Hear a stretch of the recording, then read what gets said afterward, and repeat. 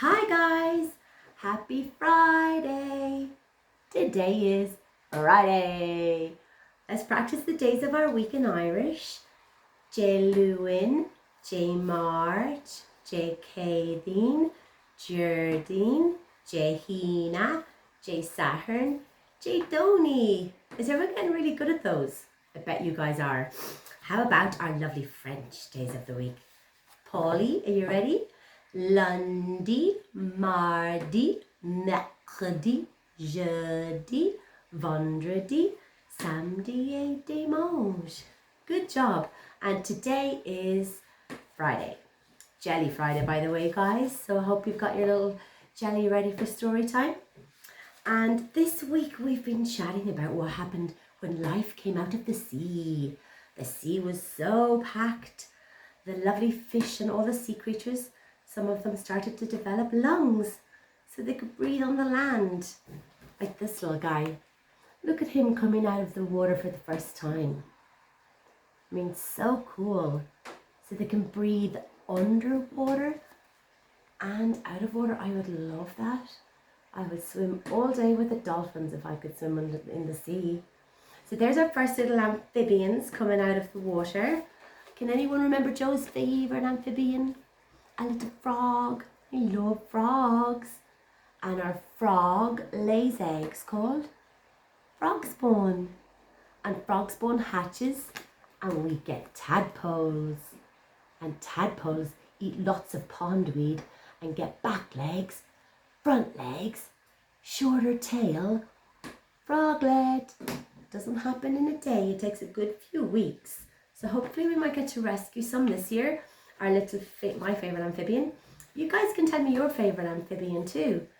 Who remembers what a group of frogs was called? When lots of frogs are together. An army of frogs. Cool. So now that reptiles, many different types of reptiles, were all over the world. Planet Earth was covered in just lovely reptiles, and still the ocean animals and new plants and trees were growing, making way for the reptiles. Yes, so these gorgeous amphibians evolved. They changed to get used to the new world. They started to change into reptiles. Their skin got thicker, and now they lay their eggs on the land, not in the water like the amphibians. The reptiles lay theirs on the land. Now even a sea turtle, he's a sea creature, but she comes all the way out of the water, finds a gorgeous beach and lays her eggs there. So the mommy loggerhead, remember the turtle we talked about, the sea turtle, the loggerhead? She can swim for miles and miles and miles with no map, with no sat-nav, with nobody to tell her where to go, except for the stars and the moon. When they light up the sea, that's her directions. It's so cool. And she finds her way back to the very first beach where she hatched as a little turtle. And they find their way back to the water. It's quite scary when they hatch, because if you look, they have to look all around them because there's danger. And the minute the little baby turtle hatches, they can sense danger. Oh, how am I going to get to my mommy? And they have to run down the beach and into the lovely water. Sometimes seagulls get some of them, but that's nature. Okay, the seagulls got to eat too. So our reptiles are now roaming the earth, learning how to get bigger, how to eat better, lay their eggs. That's cool. Does anyone remember our biggest lizard? The Komodo dragon. I mean, he's so cool, he's fierce. Does anyone remember where he's from? Indonesia. Yeah, where that big giant flower was, that is always. So our reptiles were becoming bigger, clever, stronger, sharper claws, and all thanks to the lovely plants. Because the herbivores, that's the dinosaurs who love eating plants. The plants feed them, and then they feed the carnivores. So it's like a circle of life. It's pretty cool. So this era that we're talking about this week is the Mezazoic Era. I know that's backwards for you guys, but it's the era of the dinosaurs. We love dinosaurs. Did anyone try the dinosaur erupting slime? I did it twice. Yes, and I'm going to do it again tomorrow with my lovely niece. So now our reptiles have evolved and they have been roaming the earth. The continents are drifting apart at this stage, so Pangea is spreading out. It was one lovely continent, but now it's spreading out into the 7 different continents, and the dinosaurs are living happily there. Until one day, a huge meteor, asteroid, 7 miles wide. So I'm not there with you now to explain 7 miles. So ask your mummies, Mummy, what's 7 miles? How big was this asteroid that came from space, crashed into Earth? That didn't kill the dinosaur straight away. No. And I'll show you where it crashed in a moment. It's what happened after. So when the asteroid crashed into Earth, it caused a huge rumble. It woke up all the volcanoes and it started moving the plate tectonics. So Earth wasn't very nice right now. No. Volcanoes were erupting. There was fires in the sky. And I know all this from a really lovely, well, it's actually not lovely, it's a bit scary, David Attenborough, how the dinosaurs died. Maybe you could watch it sometime with your moms and dads. So this meteor caused the earth to rumble, volcanoes to erupt, there was fires in the sky, the dinosaurs were trying to fly, get to safety. It was happening all over the world, in all of the continents. Maybe that big bang is what made them spread out even further to our 7 continents today. Who knows? So, Earth got cold. It was all dust. The dust that the asteroid rose up to the sky covered up the sun. There was no sunlight getting through. The dinosaurs all were so cold. And that's how they died. They died when the sun was covered up from all of the dust and all of the lava smoke from the volcanoes. But that's what we call evolution. That's okay, they had a lovely time on Earth. I'm sure they did, and we can see that by T-Rex's bones. He loved to gobble other dinosaurs. So evolution was making way for the next era. Yeah, which was the mammals. Have a look here. So at the start of our lovely, lovely world, when the planet cooled down and cells began in the sea, our sea creatures were born. Well, sorry, they evolved. Many different types of sea creatures. You can see octopuses and crabs and starfish. Look, we were talking about starfish. And sharks and reptiles. That's the dinosaurs and the lizards and the amphibians. And now mammals are next. We'll have a look at them next week. So I'm going to show you on the map where this huge asteroid hit planet Earth, rumbled it like nothing you've ever imagined, rumbling it, moving the plate tectonics, causing dust to go up and cover the sun, and Earth was really cold and dark and not very nice. But when all that happened and ended, new life began, and we'll talk about that next week. So I'm going to show you on the map where the asteroid hit planet Earth. So first of all, let's look at our continents. So our Pangea is here. We know it's our supercontinent.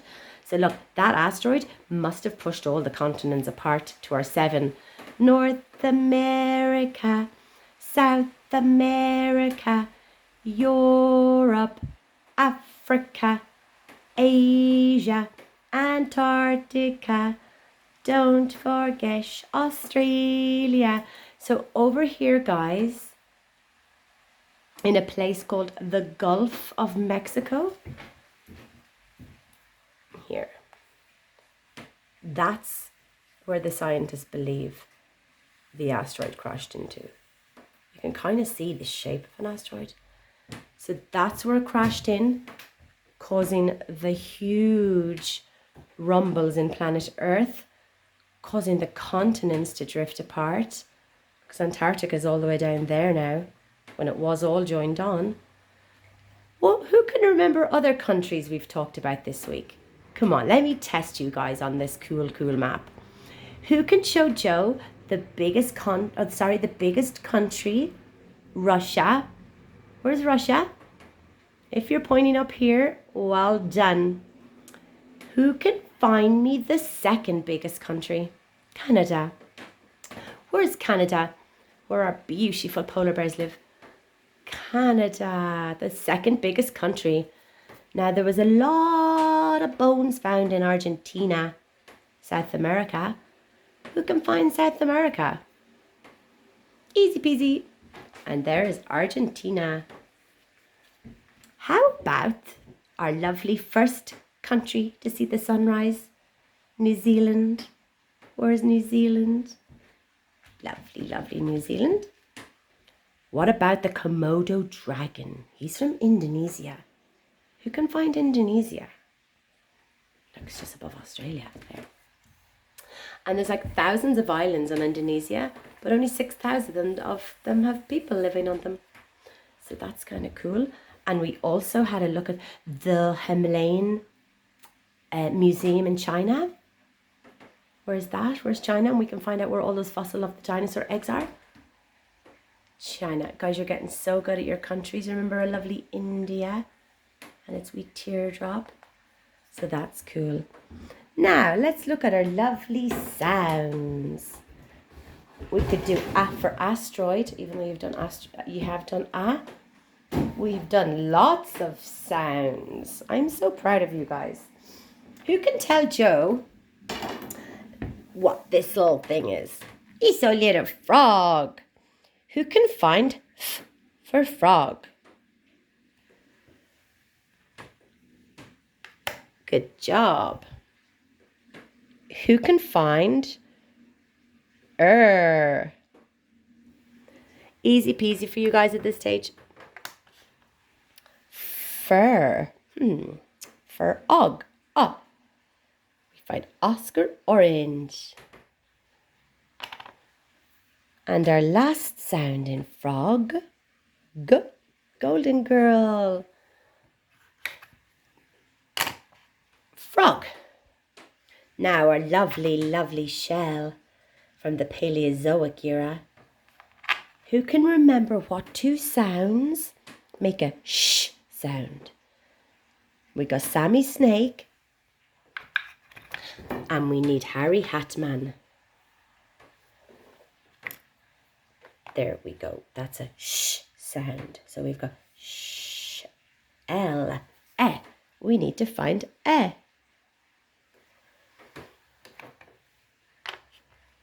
And our last two sounds, shell. Well, only one sound, but we need two of them. L, shell.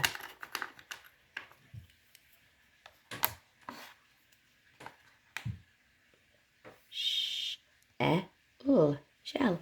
Well done. Who knows what this is? It's a red rock. Who can find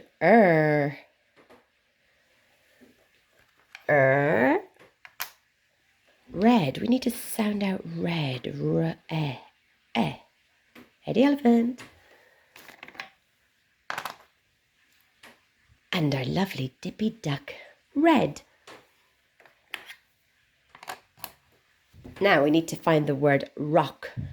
Who can find Well done. Who can find a? Well done. K. We just need K, which is clever cat and kicking keen. They both make the same sound. So I'll take one of you each, guys. Red, red, rock. And look, my lovely dinosaur egg. What sounds can you hear in egg? Well done. What else can we hear? Egg. Golden girl. So we need two of her. There we go. Egg. Super duper guys with your sound. So cool. Now, I'll just pop this back up here. And I hope you guys have had a great time talking about the dinosaurs and their amphibians. Does anybody remember the little frog that eats her eggs and then they're okay in her tummy until the baby frog comes out? Remember the little gastric brooding frog from Australia? There's over like 6,000 different types of frogs, guys. And thank you for the art you guys have been sending me. It's really, really cool. So we've had a great week talking about the amphibians, then our lizards, and our reptiles, and our dinosaurs. And I hope you had fun making your dinosaur slime using your cool scientific ingredients from our periodic table. Yes, very good. Do you remember this lovely table? Did Mommy print you out one? Because it's got all the elements of the world. Like hydrogen is in the sun. Hydrogen, helium, lithium, beryllium, boron, carbon, nitrogen and oxygen, fluoride, neon, magnesium, sodium, aluminium. So you guys can try that. That's only the first 19 of them. And it's Jelly Friday. Jelly, vendredi jelly in French. Jelly Friday. So you guys get your jelly because I've got a little story here. Mr. Large in charge. And we can talk more about what happened after the dinosaurs became extinct. I think they're dead. 66 million years ago.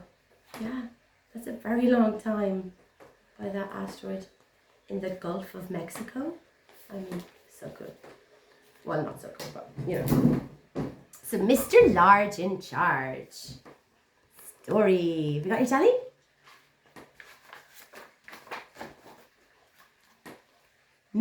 Miss Large opened one eye and peered out at the morning.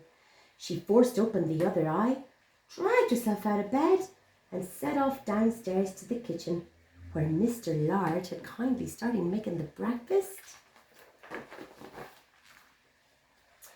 As a matter of fact, I don't feel too good, dear, said Mrs. Large. But I was going to take them all to the park later on, and then there's the shopping, and then there's... Well, you don't have to do any of that, said Mr. Large. It's the weekend, so I'm in charge. Go back to bed. We'll take care of everything. Won't we, kids? You bet, said Lester. Miss Large trudged back upstairs, clutching a nice hot water bottle, and sank back into bed. Ah, this is nice. You guys should do that for your mum sometime. Let them go back to bed and bring them up a nice little cup of milk, maybe, because you're too small to make tea. Yeah, that'd be nice. And maybe you could read them a story in bed for a change. Downstairs, Mr. Large was organising his troops. Right, men. We're not men, said Laura.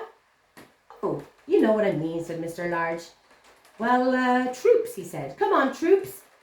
I'll take the worst task. That's the washing up. Lester, you can tackle the hoovering. Luke, you can pick things up the floor. Laura and the baby, Justin, plumping up the cushions. Off you go, quickety quick, march, 1, 2, 2, 2, 1, 2, 2, off you go. Mr. Large turned on the radio and found a jolly old song to help him along. Upstairs, Miss Large was jolted back from the brink of sleep by an astonishing amount of noise downstairs. Oh, sure that rain. At least the flowers are getting a drink. She listened anxiously for a while, but could tell that there were happy noises, so she ignored it and back to sleep. Miss Large had just drifted off to sleep when she was rudely awoken by the baby, who was giving her like a thorough dusting on her lovely trunk, making it all tickly. Sorry, Mum, said Laura, rushing in and grabbing the baby. The baby began to scream. So they both fell over. This isn't proving very restful at all, said Mrs. Large. Bring the baby back downstairs. I want Mommy! Huggy, huggy, Mommy, Mommy! I'll take her down to Dad. Don't want that! Don't! Mommy! Mommy! Large rearranged the mangled bedclothes and snuggled down, feeling slightly jangled. Suddenly, there was an almighty crunch from downstairs. Uh-oh. That looks like Joe and Tina and Langston's who broke the Lego by accident. Oops. The bedroom door opened and Lester looked in. It's all right, Mum. Nothing broke. It just sounded bad. Yeah. You go back to sleep. Everything's under control. Miss Large was finally dropping off when Mr. Large crashed open the bedroom door. We're all off to the park now, dear. Oh, sure, just went to fall asleep. Thank you. I'm having a lovely rest. At last, Miss Large dozed off. What seemed like 5 minutes, she was awoken by a smell of burning. Dad says not to worry about the smell. He's getting the lunch and he wants you to know if you'd like some. What exactly is it? Said Mrs. Large. Well, it was something in a special sauce. But Dad just had a little look at football on the TV. I do. Now it's like cheese sandwiches. I think I'll carry on sleeping. Miss Large said perhaps I could join in at tea time. Rightio, said Laura, and slammed the door off to tell Dad. Miss Large closed her eyes and tried to relax. What seemed like 3 seconds. The door came crashing in. We're going to play football with Dad, said Lester. In the garden, said Luke. Now, said the baby. Are you feeling better? A little bit. You go have fun, and I'll be all right later on. Big hug me now for Mummy. Don't worry, Mum, said Laura. She loves football once it gets going. The door slammed shut for the 100th time. Poor Mama. Miss Large winced and flickered down. Joyful sounds came drifting in from the garden. 5 minutes later, Lester burst into his bedroom. Dad says, where are the bandages? Don't worry, Mum, it's not the baby. Dad tripped over the rake. Oh, they're on top of the bathroom cabinet, said Mummy. After a while, the door opened again. The children sneaked in behind and the baby didn't lurk for long. She climbed onto the bed and collapsed onto Mummy. Huggy, she said. Aww. Everyone let out a roar. Mummy, let Mummy have a rest. She's not well today. I'm fine, she said. I think I'll join you guys for tea. Well, if you're sure. Everyone pulled onto the bed and they had a little party on the bed. Look. Whoa. The end. Hi, can you hear that rain? It's a very rainy morning here. So, does anyone remember about our water cycle? When it rains, the water goes down into ponds, puddles, lakes, rivers, streams, the beach. And then later on, or tomorrow, the sun will heat those droplets back up, get clouds again. So I wonder where those clouds have come from. Maybe the Arctic, or maybe Antarctica. It could be snow clouds. So you guys, happy Friday, and I will see you next week. Don't forget to print out your periodic table. I'm such a little science nerd. I love it. I'll see you later, alligators.